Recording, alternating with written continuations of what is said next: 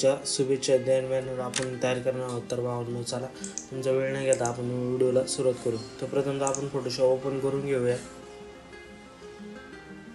Photoshop open केल्यानंतर आपण तुम्हाला एक झिप फाईल दिली आहे. त्या झिप फाईलचा जो पासवर्ड आहे तुम्हाला या व्हिडिओमध्ये मिळून जाईल. तर व्हिडिओला स्किप न करता व्हिडिओ संपूर्ण पहा. हे जे काही झिप फाईल दिलं आहे तर आपण यामध्ये प्रथमतः आपण बॅकग्राऊंड ॲड करून घेऊया. हा जो काय बॅकग्राऊंड दिलेला आहे त्यामध्ये जे काही इफेक्ट दिला आहे ते इफेक्ट जर तुम्हाला पाहिजे असेल तर तुम्हाला एक PSD फाईलचं पण दिलेलं आहे. ही जी काय PSD फाईल आहे यामध्ये तुम्हाला काही इफेक्ट आहे ते इफेक्ट तुम्हाला मी कशा प्रकारचे दिले आहे तर ते तुम्हाला समजून येईल. ज्याला कोणाला पाहिजे असेल तर तुम्ही PSD फाईल चेक करू शकता. तर आपण यामध्ये हे जे काय PNG इमेज दिलं आहे गुढीपाडव्याचे हे यामध्ये आपण ॲड करून घेऊया.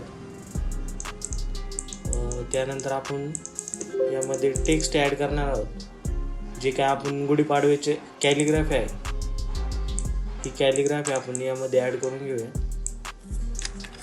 तर कंट्रोल T दाबल्याने आपण हे जे काय टेक्स्ट आहे हे थोडं लहान करता येतं आपल्याला, तर काय प्रॉब्लेम नाही. तर यानंतर आपण जे टॅगलाईन आहे वरची गुढीपाडव्याची आपण यामध्ये ॲड करून घेऊयात.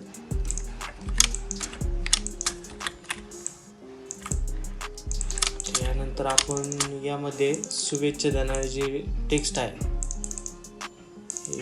हे जे काही नेक्स्ट हा जो दुसरा टेक्स्ट आहे ते यामध्ये आपण ॲड करून घेऊयात. आणि हे जे काय बॅकग्राऊंड आहे प्रथमतः आपण हे बॅकग्राऊंड लॉक करून घेऊयात. त्यानंतर हे जे काय शुभेच्छा आहे हार्दिक शुभेच्छा आपण हे सेट करून घेऊयात व्यवस्थित.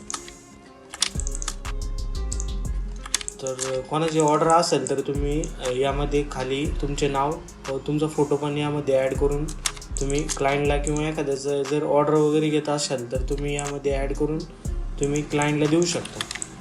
तर मी अशा प्रकारे सेट करून घेतो जेणेकरून व्यवस्थित दिसेल.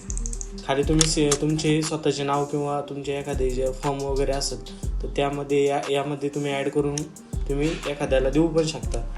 आणि जेणे कोणी या चॅनलला सबस्क्राईब केलं नसेल तर प्लीज भावांनो चॅनलला सबस्क्राईब करून घ्या. आपण असे नवीन व्हिडिओ घेऊन येणार आहोत. तर भावांनो धन्यवाद.